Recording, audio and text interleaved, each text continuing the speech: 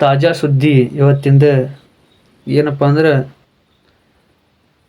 ಬೆಳಗಾವಿಯಲ್ಲಿ ಜನವರಿ 25ರಂದು ಬೆಳಗಾವಿ ಗಡಿ ಭಾಗದ ಮೂಲಕ ಗೋವಾದಿಂದ ಮಹಾರಾಷ್ಟ್ರಕ್ಕೆ 400 ಕೋಟಿ ರೂಪಾಯಿ ಹಣ ಸಾಗುತ್ತಿದ್ದು 2 ಕಂಟೇನರ್ಗಳು ಹೈಜಾಕ್ ಮಾಡಲಾಗಿದೆ ಎನ್ನಲಾಗುತ್ತಿದೆ.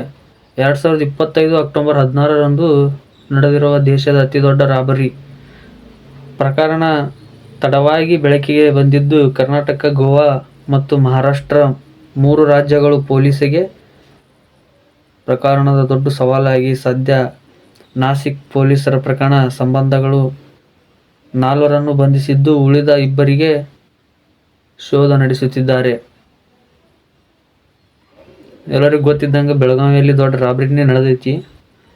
ರಾಬರಿ ಹೆಂಗೆ ನಡೆದೈತಪ್ಪ ಅಂದ್ರೆ, ಗಡಿ ಭಾಗದ ಬೆಳಗಾವಿಯಿಂದ 400 ಕೋಟಿ ಹಣ ಸಾಗುತ್ತಿತ್ತು. ಕಂಟೇನರ್ಗಳು ಬೆಳಗಾವಿ ಗೋವಾ ಗಡಿ ಚೋರ್ಲಪಾಡದಿಂದ ನಾಪತ್ತೆ ಆದ ಕಂಟೇನರ್ಗಳು ಆಗಿರುವುದರಿಂದ ಬಹಿರಂಗವಾಗಿದೆ. ಘಟನೆ ನಡೆದು ಸುಮಾರು ತಿಂಗಳ ಬಳಿಕ ರಾಬರಿ ಪ್ರಕರಣ ಬೆಳಕಿಗೆ ಬಂದಿದೆ. ಘಟನೆ ಅಕ್ಟೋಬರ್ 16 2025 ನಡೆದೈತಿ. ಬೆಳಕಿಗೆ 2026 ಜನವರಿ 26ಕ್ಕೆ ಬಂದೈತಿ. ರಾಜ್ಯದ ಪೊಲೀಸರಿಗೆ ಶಾಕ್ ಉಂಟಾಗಿದೆ, ಜೊತೆಗೆ ಸಾಕಷ್ಟು ಅನುಮಾನಗಳಿಗೂ ಕಾರಣವಾಗಿದೆ.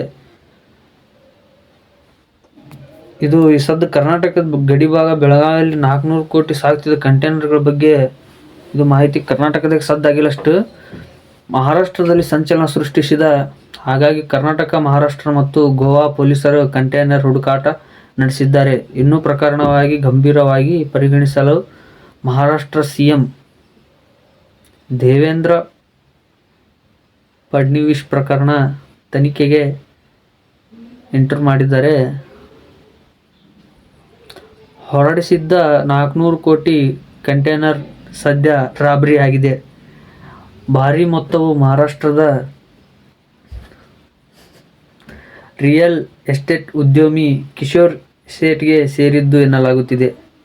ಒಬ್ಬ ರಿಯಲ್ ಎಸ್ಟೇಟ್ ಉದ್ಯಮಿ 400 ಕೋಟಿ ಹಣ ಮಹಾರಾಷ್ಟ್ರ ರಾಜ್ಯಕ್ಕೆ ಕಳಿಸ್ತಿದ್ದು ಕಾಣ್ತೈತಿ. ಬೆಳಗಾವಿ ಗಡಿ ಭಾಗದಲ್ಲಿ ಚಾರ್ಲಾಟ್ ಎಂಬ ಒಂದು ರೋಡ್ನಲ್ಲಿ ಇದು 400 ಕೋಟಿ ರಾಬರಿ ಆಗೈತಿ.